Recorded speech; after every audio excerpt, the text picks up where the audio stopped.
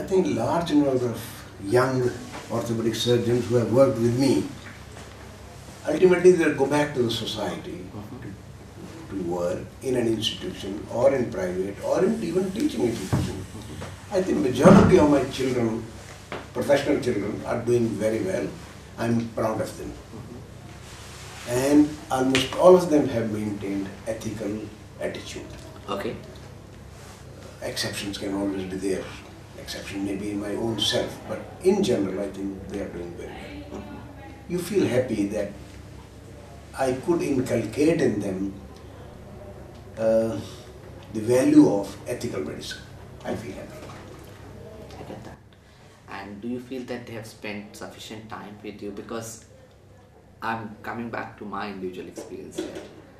I have been seeing quite a few faces and they are not consistently the same, despite the fact that I'm meeting you in 6 months time or 1 year time.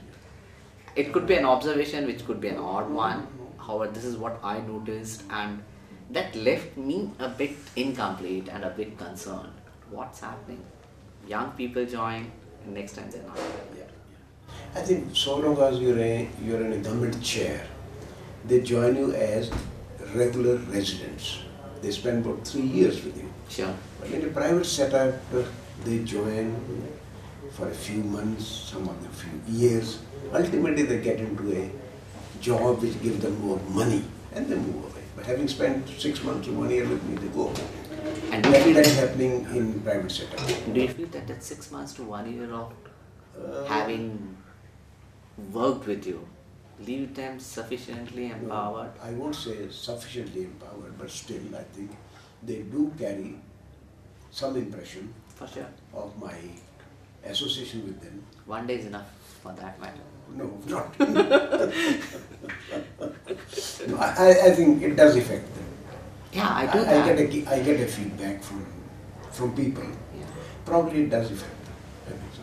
Yeah, and what is it like, what do you suggest that if somebody associates with you, what is the time period that you look forward to be, that person associated with you so that he is becoming second Dr. Tuli?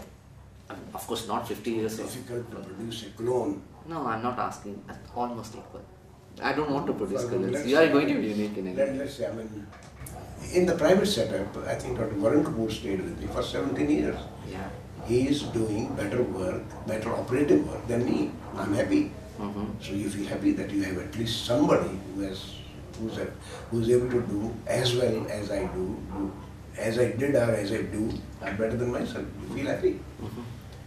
Similarly, in the government setup, people who stayed with me for 3 years or more, many of them are heading the departments and they are doing very well. Mm-hmm. Plenty of them. Yeah. Now, of course, some of them are already retired. And they can join the institutes now. They- They can join medical colleges. They can join the new institutions. Oh, some of them beautiful people, very nice people. All the environment that you bring in. Environments, you can say so.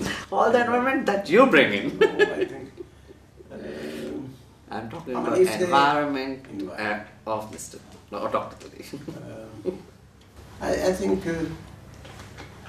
if you are true to what you are doing and saying and what is in your mind, what you do, what you speak,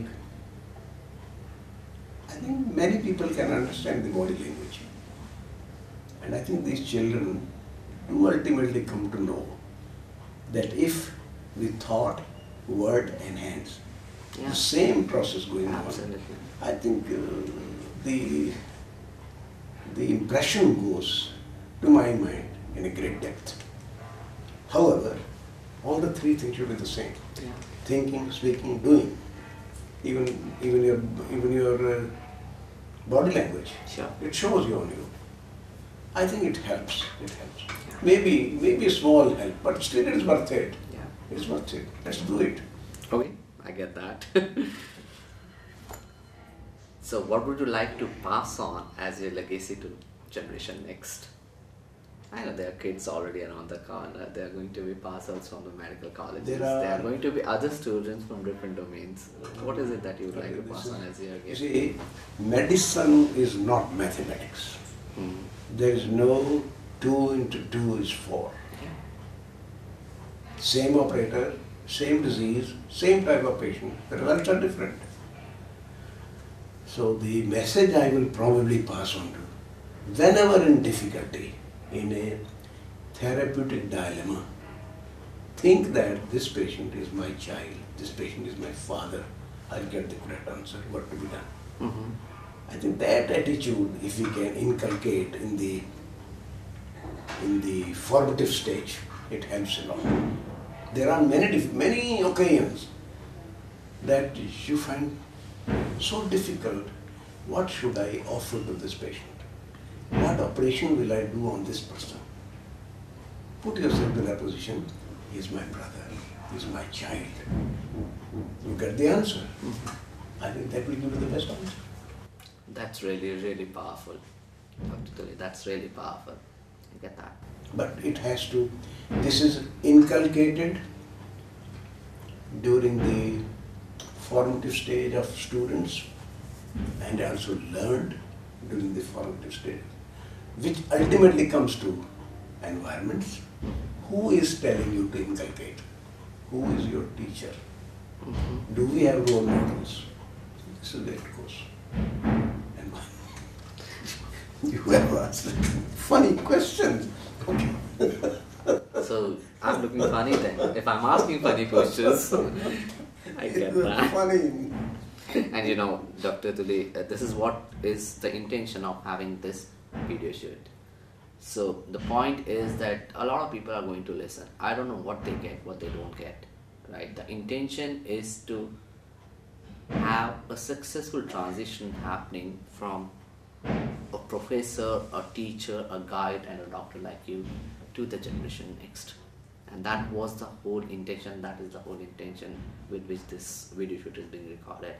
And it's very, very significant what you said, that not only in formative years, at any stage of the time, if a person has a role model and the person listens to a role model in a different way, and if they can get this thing clearly that in any dilemma, if the doctor can consider this person to be a family member with whom he is fully in love and he's careful about, he'll get the answer.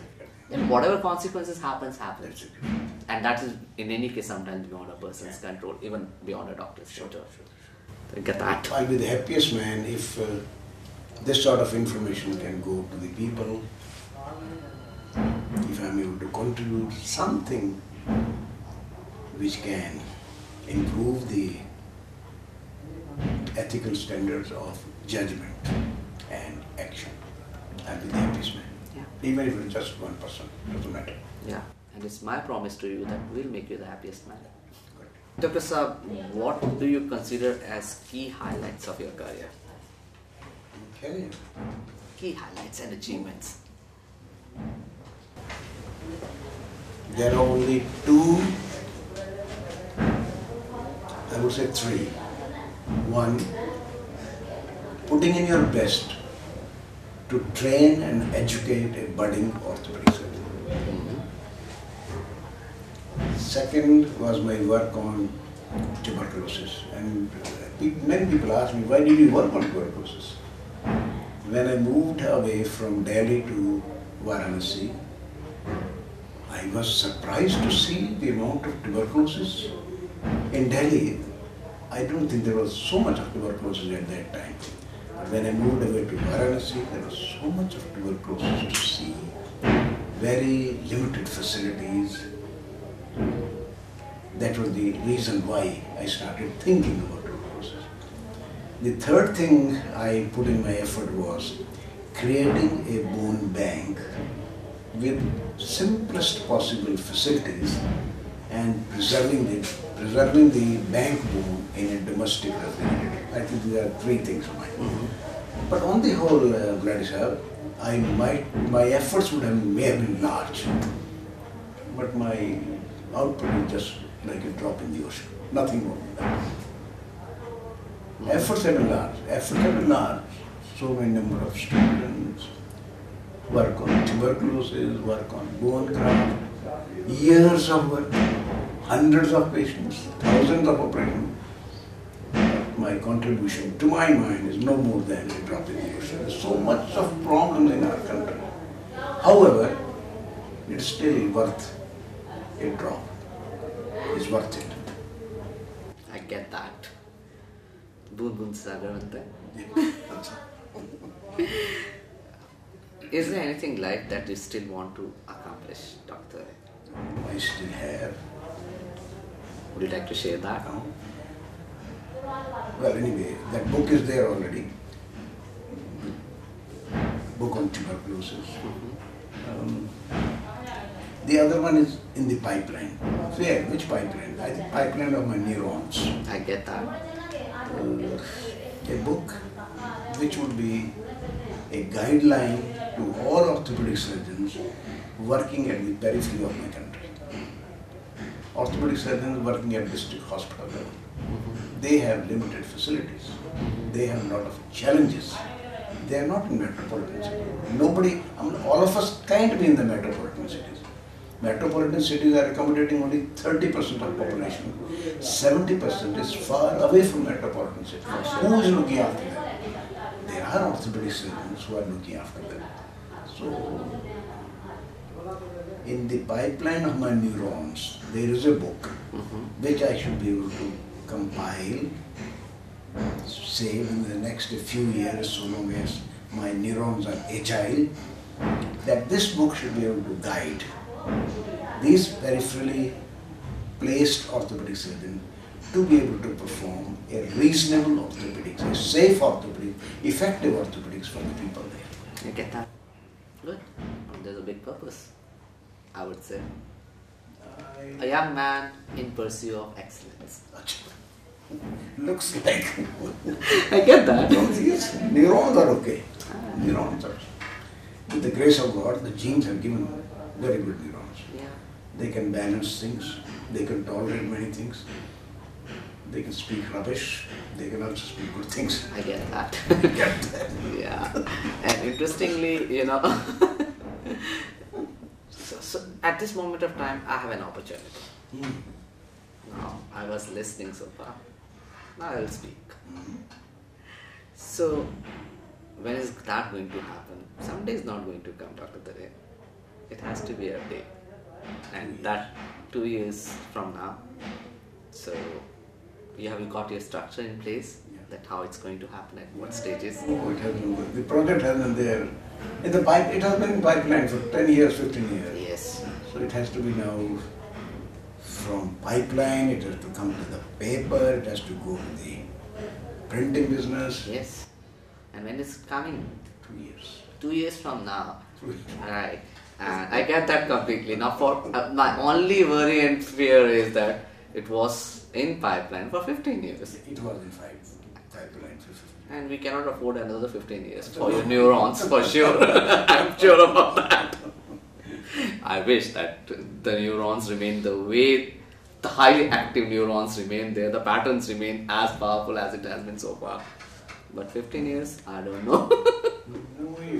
I mean, how 15 years? At one has also, you keep on thinking, okay, that man is working at that place. What could he have done? So we keep on collecting data. I mean, you see, working in Delhi is very different. I get that. But working in a small place is very different. You see a very different spectrum of disease. Here, the patient is going to come to you immediately after fracture. In that place, it's going to take 2 or 3 weeks for a poor man living in a far-off village to reach you. By the time the whole biology changes. Yeah. So you have to think, what is the best regenerative process is already on, whether it's in a right shape or form, no one knows. I get that.